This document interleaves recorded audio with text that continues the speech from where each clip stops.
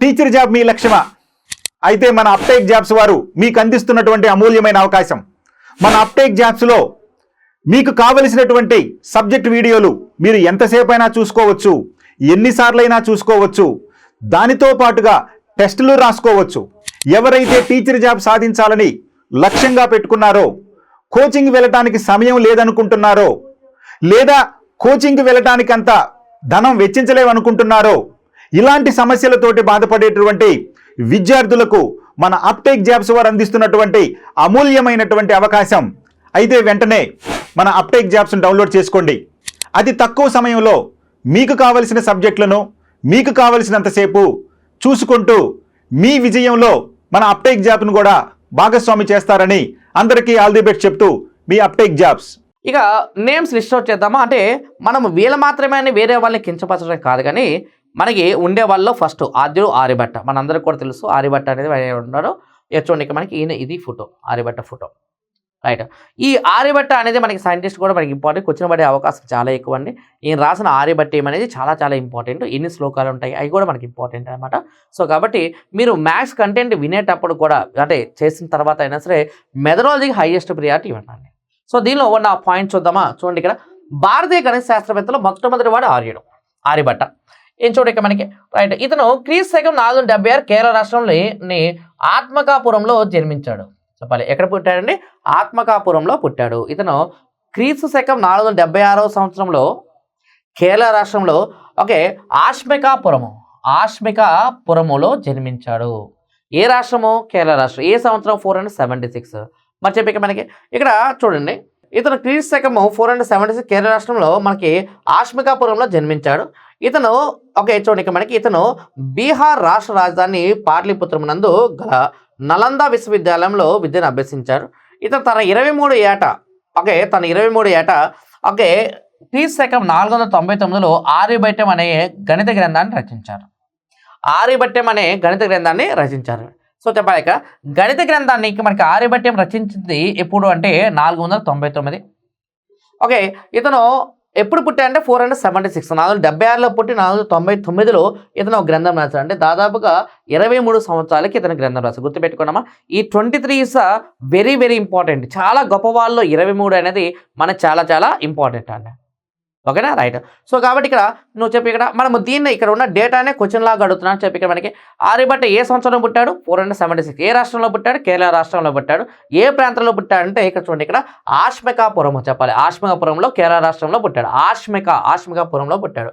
ఇతను బీహార్ రాష్ట్ర పాటలీపుత్రం గల నలంద విశ్వవిద్యాలయంలో విద్యను అభ్యసించాడు. అంటే ఏ గణిత శాస్త్రవేత్త నలంద విశ్వవిద్యాలయంలో గణితాన్ని, అంటే మనకి ఇక్కడ విద్యను అభ్యసించాడంటే ఆర్యభట్ట అని గుర్తుపెట్టుకోవాలి. ఇతను తన 23 ఏట 499 గుర్తుపెట్టుకున్నామా? 499లో ఆర్యభట్టం చాలా చాలా ఇంపార్టెంట్ క్వశ్చన్. ఆర్యభట్టం రాసింది ఎవరంటే ఆర్యభట్ట. అనే గ్రంథాన్ని రచించాడు. ఆర్యభట్టంలో ఎన్ని శ్లోకాలు ఉన్నాయి? ఇది కూడా చాలా ఇంపార్టెంట్ అంటే 121 శ్లోకాలు. ఇప్పుడు ఇక్కడ ఉన్న పారాగ్రాఫ్ నీ క్వశ్చన్లు అడుగుతాను చెప్పాలి. ఇక మనకి ఆర్యభట్ట అనే ఆర్యభట్ట ఏ రాష్ట్రం జన్మించాడంటే కేరళ. ఓకేనా, రైట్.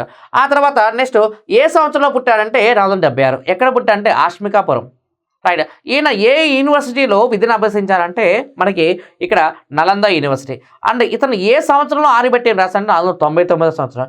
ఏ ఏట రాశాడంటే 23 సంవత్సరం రాశాడని గుర్తుపెట్టుకోవాలి. Okay, right.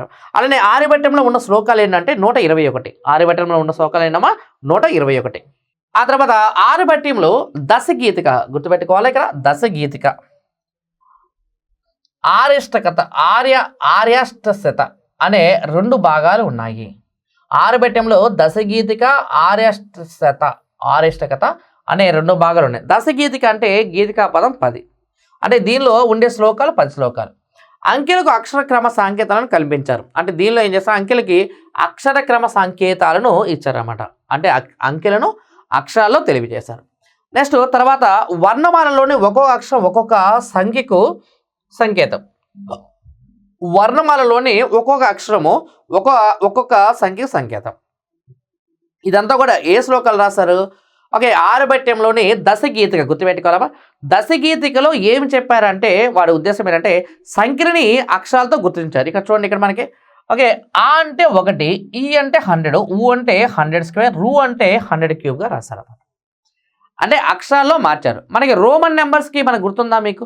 రోమన్ నెంబర్స్లో సి అంటే 100 అండి, ఎల్ అంటే 50 ఎలా అంటామో మనకి అవి తెలుసు కానీ ఇవి తెలియదు. ఎప్పుడైనా సరే నీకు ఆ అని ఇప్పించిందంటే 1 అని గుర్తుపెట్టుకోవాలి. ఈ అనిపించిందంటే 100, ఆ తర్వాత ఊ అనిపించిందంటే 100², రూ అనిపించిందంటే 100³ అనమాట. ఆ తర్వాత నెక్స్ట్ ఆరేష్టశత భాగాలు 3 భాగాలు. ఆరేష్టశత భాగాలు 3 భాగాలు అంటే ఇక్కడ దశగీతికి అయిపోయింది కదా, దానిలో 3 భాగాలు ఉన్నాయి. ఒకటి గణిత పాదం 33 శ్లోకాలు, గోళపాదం 50 శ్లోకాలు, కాలక్రియా పాదం 20 శ్లోకాలు. ఆరేష్టశత 3 భాగాలు, గణిత పాదము, గోళపాదము, కాలక్రియా పాదము. రైట్. గణిత పాదం అంటే గణితానికి సంబంధించి, గోళపాదం అంటే మనకి మెన్సురేషన్ సంబంధించి ఉంటుంది అనమాట. సో గణిత పాదంలో ఎన్ని శ్లోకాలు ఉన్నాయి చెప్పాలి. గణిత పాదంలో ఎన్ని శ్లోకాలు ఉన్నాయి? 33 శ్లోకాలు ఉన్నాయి. గోళపాదంలో ఎన్ని శ్లోకాలు ఉన్నాయి? 50 శ్లోకాలు ఉన్నాయి. కాలక్రియా పాదంలో ఎన్ని శ్లోకాలు ఉన్నాయి? 20 శ్లోకాలు ఉన్నాయి అనమాట. ఒకసారి మనము ఇక్కడ ఉన్న దీన్ని మనం కవర్ చేద్దాము. చూడండి, ఇక మనకి దశగీతికలో ముఖ్యంగా దేని గురించి చెప్పారంటే సంఖ్యలను అక్షరాల్లో మార్చడం గురించి చెప్పారు. ఆ అంటే 1, ఈ అంటే 100, ఆ తర్వాత ఊ అంటే 100² అండ్ రూ అంటే 100³. తర్వాత మనకి ఆ దశగీతిక పక్కన పెట్టేస్తే ఆరేష్టకత 3 భాగాలు తీసుకుంటే దానిలో గణిత పాదము, గోళపాదము, ఆ తర్వాత కాలక్రియాపాదం 3 ఉన్నాయి. గణిత పాదము, గోళపాదము, కాలక్రియాపాదము. గణిత పాదం అంటే 33 శ్లోకాలు చెప్పాలి. గణిత పాదంలో ఎన్ని శ్లోకాలు ఉంటాయి? 33 శ్లోకాలు ఉంటాయి. గోళపాదం అంటే 50 శ్లోకాలు ఉంటాయి. కాలక్రియాపాదం అంటే 20 శ్లోకాలు ఉంటాయి. ఆ తర్వాత గణిత పాదంలో ఏమేమి భాగాలు ఉంటాయి చూడండి ఇక్కడ. ఓకే, గణిత పాదం అంటే ఇక్కడ చూడండి, ఇక్కడ మనకి గణిత పాదంలో ఏమేమి ఉంటాయి? సంఖ్యలు ఉంటాయి, వర్గం ఉంటుంది, వర్గమూలం ఉంటుంది, క్షేత్రము, క్షేత్ర గణితము, గణము, గణములం. ఆ తర్వాత గోళపాదం అనేది ఏమేమి ఉంటాయంటే ఉత్తరాయణము, దక్షిణాయనము, గ్రహాలు సూర్యునికి ఎంత దూరంలో ఉన్నాయనేది ఉంటుంది. ఇది గోళపాదము. గోళపాదంలో ఉత్తరాయణం గుర్తుపెట్టుకోండి, ఉత్తరాయణం, దక్షిణాయనం, గ్రహాలు సూర్యునికి ఎంత దూరంలో ఉన్నది గోళపాదం. కాలక్రియాపాదం అంటే కాలమానము, గ్రహగతులు గురించిన వివరాలు ఉన్నాయి చెప్పాలి. ఇక్కడ మనకి ఇక్కడ దీనిలో ఉండే పాదాలు చూడండి. ఇక్కడ దీనిలో ఉండే పాదాలు కనుక మనం తీసుకుంటే చూడ, ఇక్కడ మనకి దీనిలో మనం తీసుకుంటే ఓకే, ఆరేష్టకతలో చూడు, ఇక్కడ ఆరేష్టకతలో మనం తీసుకుంటే ఆరేష్టకతలో 3 భాగాలు ఉంటాయి కదా. 1 గణిత పాదము, 2 గోళపాదం, 3 కాలక్రియా పాదము. గణిత పాదం అంటే ఏమంటే సంఖ్యలు చూడమ్మా, సంఖ్యలు, వర్గం, వర్గమూలము, ఓకే, క్షేత్ర గణిత, గణం, గణమూలం. ఇది మొత్తం కూడా గణిత పాదము. అంటే ఇక్కడ ఉన్న ఈ గణిత పాదం కనుక తీసుకుంటే గణిత పాదంలో సంఖ్యలు ఉన్నాయి, వర్గం ఉంది, వర్గమూలం ఉంది. సంఖ్యలు, వర్గం, వర్గమూలం, క్షేత్ర గణితం, గణం, గణమూలం వస్తాయి. గోళపాదం అంటే ఉత్తరాయణం, దక్షిణాయనము, గ్రహాలు సూర్యునికి ఎంత దూరంలో ఉన్నాయని వస్తుంది. రైట్. ఆ తర్వాత కాలక్రియ పాదం అన్నమాట కాలమానం, గ్రహగతులు గురించిన వివరాలు ఉన్నాయన్నమాట. కాలక్రియ పాదము. రైట్. తర్వాత నెక్స్ట్ ఆర్యభట్ట గణితానికి చేసిన సేవలు చూడమ్మా. గణితానికి చేసిన సేవలు ఏంటంటే నెక్స్ట్ చూడండి, ఇక్కడ సైన్స్కి సంబంధించిన పట్టికలు తయారు చేస్తాడు. ఆ తర్వాత పై విలువ సుమారుగా చూడండి, ఇక్కడ మనకి పై విలువ సుమారుగా 3.1416 అని మొదటిసారిగా తెలిపాడు. మనం పై విలువ జనరల్గా మనం ఏం చేస్తాము 3.14 అని చెప్పాడు, కానీ ఈయన 3.1416 అని మనం మొట్టమొదటిగా చెప్పిన ఆయన పేరు ఎవరంటే ఈ యొక్క ఆర్యభట్ట. పై విలువని ముందుగానే ఊహించాడనమాట. తర్వాత అంకశ్రేణిలో n పదాల మొత్తానికి సూత్రం తెలిపాడు. అంకశ్రేణిలో n పదాల మొత్తానికి సూత్రం తెలిపాడు. తర్వాత అవ్యక్త రాసులకు అక్షరాలు వాడవచ్చును మొట్టమొదటిసారిగా కనుక్కున్నాడు. అవ్యక్త రాశులు అంటే తెలియని రాశులు అంటే మనకి అన్నోన్ ఎక్స్, వై, జెడ్, ఏబిసిలు వాడతాం కదా, అలా అవ్యక్త రాశులు అక్షరాలు వాడవచ్చును మొట్టమొదటిసారిగా తెలిపాడు. తర్వాత త్రిభుజ వైశాల, వృత్త వైశాల్యం సూత్రాలను అందించిన శాస్త్రవేత్త ఈయన. రైట్. చూడండి, ఇక్కడ మనకి ఇక్కడ మనము గుర్తుపెట్టుకుంటే ఇక్కడ ఆర్డర్ మనం ఫామ్ చేస్తే ఈయన కనుక్కున్నది పై వాల్యూ తర్వాత ఇంకా వైశాల్యం. పై ఎక్కడ వాడతాం మనము? ఏరియాస్లో వాడతాం. ఆ ఏరియాస్ అంటే పై వాల్యూ ఏరియాస్. ఆ తర్వాత నెక్స్ట్ మనకి అంకశ్రేణి అన్నాం కదా, అంకశ్రేణిలో n పదాల మొత్తము, ఆ తర్వాత అవ్యక్త రాశులు అక్షరాలు వాడవచ్చును మొట్టమొదటిసారిగా కనుక్కున్నాడు అనమాట. అంటే ఎక్స్ వాల్యూ, n వాల్యూ కనుక్కున్నాడు అక్కడ. ఓకే, చూడక మనకి ఓసారి ఆర్యభట్ట గణితానికి చేసిన సేవల్లో మొట్టమొదటిగా పై వాల్యూ కనుక్కున్నాడు. ఓకేనా, పై వాల్యూ కనుక్కున్నాడు. ఓకే, ఆ తర్వాత నెక్స్ట్ మనకి త్రిభుజ వైశాల్యం, వృత్త వైశాల్యాన్ని కనుగొన్నాడు. ఆ తర్వాత అంకశ్రేణిలో ఉన్న పదాల మొత్తం కనుక్కున్నాడు. ఆ తర్వాత ఏదైనా తెలియని నెంబర్ని మనం అక్షరాలతో సూచించవచ్చు అని చెప్పాడు అనమాట. వాటిని ఏమంటాము? అవ్యక్త రాశులు అంటాము. ఓకే, ఇది మన పాయింట్. నెక్స్ట్ పాయింట్ నెంబర్ 6 చూడమ్మా. భూమి గోళాకారంలో ఉంటుంది అని, అది సూర్యుని చుట్టూ తిరుగుతుందని తెలిపాడు. భూమి గోళాకారంలో ఉంటుందని, అది సూర్యుని చుట్టూ తిరుగుతుందని తెలిపాడు. భూమి ఎప్పుడూ కూడా ఒక గోళాకారం, ఒక స్పెరికల్ షేప్లో ఉంటుందని చెప్పాడు. అది దేని చుట్టూ తిరుగుతుంది? సూర్యుని చుట్టూ తిరుగుతుందని చెప్పాడు అనమాట. అంటే మొట్టమొదటిగా ఎప్పుడో పూర్వకాలంలోనే మన వాళ్ళు చెప్పేశారండి. కానీ మనకి దానికి పబ్లిసిటీ మార్కెటింగ్ చేసుకోవడం చేతకలేదన్నమాట. భూమి గోళాకారం ఉంటుందని అది సూర్యుని చుట్టూ తిరుగుతుందని చెప్పాడు. ఆర్యభట్ట ఉపయోగించిన కుట్టకం అనే పద్ధతి కంప్యూటర్కి ఎంతో అనువైందని పరిశోధకులు తెలిపారన్నమాట. ఓకేనా, అదే అంటే కుట్టకం అనే పద్ధతి కంప్యూటర్లకు ఎంతో ఉపయోగకరమని తెలిపారన్నమాట. ఓకేనా, రైట్. సో కాబట్టి దశాంశ పద్ధతిని విస్తృతంగా ఉపయోగించారు.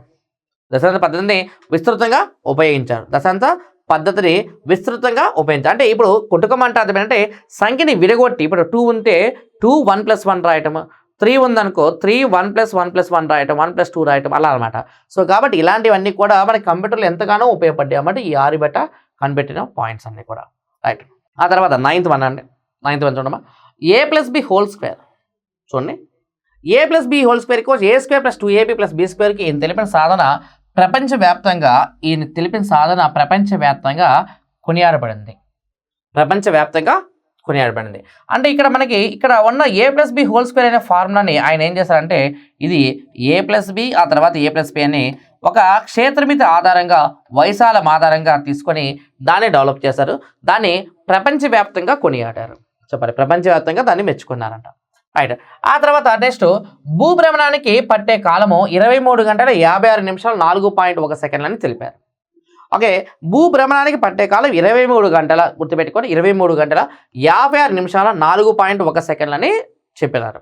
నేటి ఆధునిక పరికరాలతో ఈ భ్రమణాన్ని కొలిచి 23 గంటల 56 నిమిషాల 4.091 సెకండ్ అని చెప్పారు. అంటే ఎటువంటి పరికరాలు లేకుండా ఒక అంచనాల్లో ఆయన చెప్పింది ఏంటి, 23 గంటల 56 నిమిషాల 4.1 సెకండ్లు అని చెప్తే వాళ్ళు మనకి మేజర్ అంటే మోడర్న్ ఇన్స్ట్రుమెంట్ వాడి వాళ్ళు చెప్పింది అంటే 23 గంటల 56 నిమిషాల 4.091 సెకండ్లు అని చెప్పారన్నమాట, రైట్. ఆ తర్వాత 11వ పాయింట్ చూడడం. ఇక్కడ మనకి ఏమనంటే ఆర్యభట్ట తెలియజేసిన స్థాన విలువను నేటికి మనం వాడుతున్నాం. అంటే ఈయన చెప్పిన స్థాన విలువను మాత్రమే మనం వాడుతున్నాం. ఇప్పుడు అడుగుతున్నానని చెప్పండి, స్థాన విలువ కనిపెట్టిన శాస్త్రవేత్త పేరు ఏంటంటే ఆర్యభట్ట. గుర్తుపెట్టుకున్నామా. విలోమ పద్ధతి గురించి తెలియజేశాడు.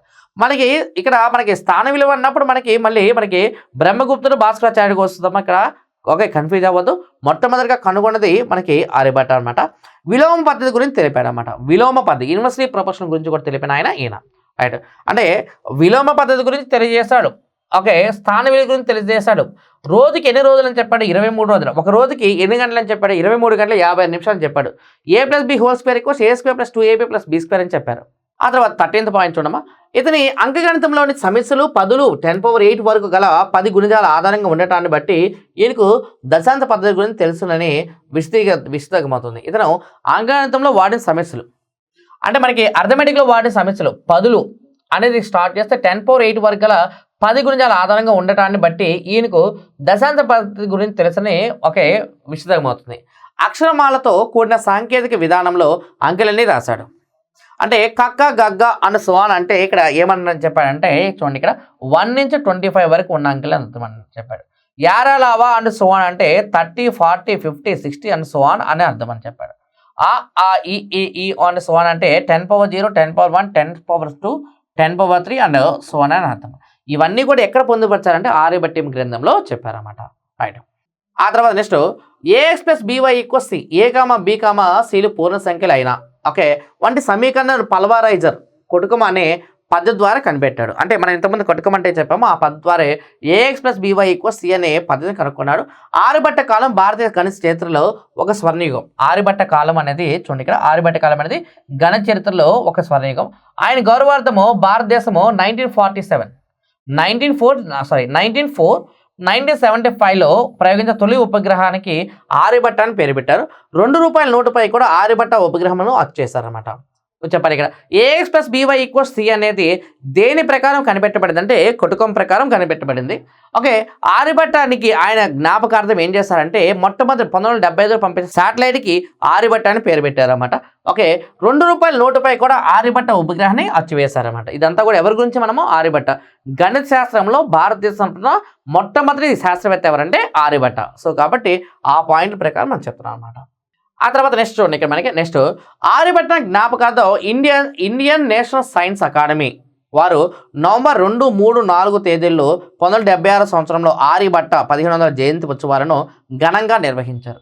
అంటే ఇక్కడ చూడండి, ఇక్కడ మనకి ఆర్యభట్ట జ్ఞాపకార్థం చూడమ్మా, ఆర్యభట్ట జ్ఞాపకార్థము Indian national science academy, Indian national science academy వారు నవంబర్ 2, 3, 4 తేదీల్లో 2, 3, 4 తేదీల్లో 1976 సంవత్సరం ఆర్యభట్టకి 1500 జయంతి ఉత్సవాలను ఘనంగా నిర్వహించారు. 1976 అమ్మ చెప్పాలి. ఇక్కడ మనకి ఏ సంవత్సరంలో 1976లో మనకి 1500 జయంతి ఉత్సవాలు ఘనంగా నిర్వహించారు. ఏ సంవత్సరంలో 1976. ఆయన పుట్టింది ఎప్పుడు 476. ఆర్యభట్ట గ్రంథం రాసింది ఎప్పుడు 499. Okay right.